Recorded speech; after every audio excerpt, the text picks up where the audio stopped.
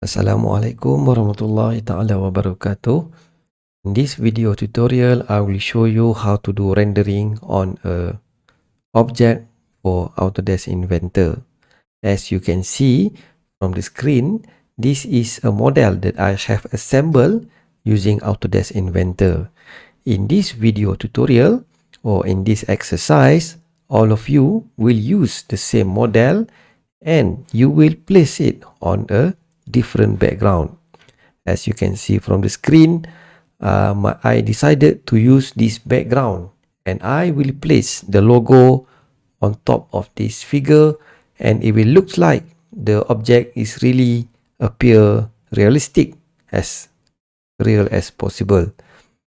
I will share with you the files of the model so that you can use it to create the same assignment. But every student are expected to use your own background image. So open the model that I will share with you later, and then as you can see, my background is already the photo that I want to use. But go to Tools, Application Option, and then go for Colors, go for Background, and select the folder over here, and you can choose the folder or the image that you think is suitable for you, and select Open, select Apply. So as you can see, once you click Apply, the background will change.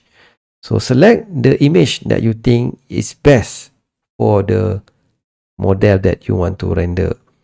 My opinion is that I want to use this one. Once you're feeling satisfied, select Close, and then using the scroll button, you can scroll back and you can try to place the model on a location that you preferred. If you want to move around, you can use the function pen on the right hand side of the screen.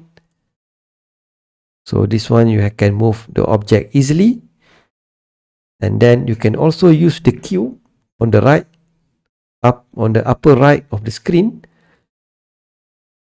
If you want to have, or you want to rotate, to move the model in a very specific direction. Once you feel satisfied with the position of the model, we are going to go to Tools, and then we are going for Environments, then select Inventor Studio. So a new tab will appear, which is Render, and there are a few options that you can play around over here. The first one that I would like to highlight is the camera.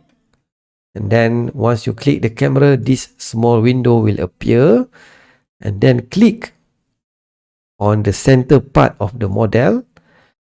Once you click, there is a feature that will appear, and you can drag along the green line, so that when you click render, it will only render on the specific area.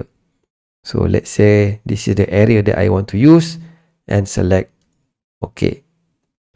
The next option is about the lighting. In rendering, lighting is the most difficult factor that you can play around. Go for Studio Lighting Styles, and for this example, I will select Country Road Speron VR, and you can see that different types of light will change the appearance of the model. So this one I leave it to you, which one to choose based on the condition or the weather. In this video, I'll select Country Road and select Done. So once you have done with camera and local lights, but before that, I just want to highlight the option camera is optional. Let's say the picture that you have captured is already good enough, then you can skip the function camera, just change the studio lighting style. Once you feel satisfied and okay, select render image. For the width, you can use 1920 and 1180 and select lock aspect ratio, or you can change this one to 720. This one is better if your computer are not having a high specification. I prefer for you to go for this one. And output, I think this one just leave it empty, and renderer select only for 0.5 minutes. I will explain why the option only for half a minute. Once you have done all the option and click render, and you can see the render window open and the rendering process started, and you can see that the appearance of the 3D model started to become very fine, and depending on the lighting that you use, it can look very realistic as well. There is also an option for you to add shadow to the object. That one I leave it for you to explore. But bear in mind, when you do rendering will stress your computer a lot. As you can see, when I started the rendering process, you can see that my CPU usage suddenly goes up from 12, 17 all the way to 90 something. And the temperature of the CPU also increased dramatically from 58 up to 73. So it is not suggested for you to run a very long rendering period, because it have the possibility or potential to damage your processor. So once you think that the design or the rendering is clean enough, is good, then select save, and you can select where you want to save the photo. So this one 23 and select save. So let me check the file that I saved just now.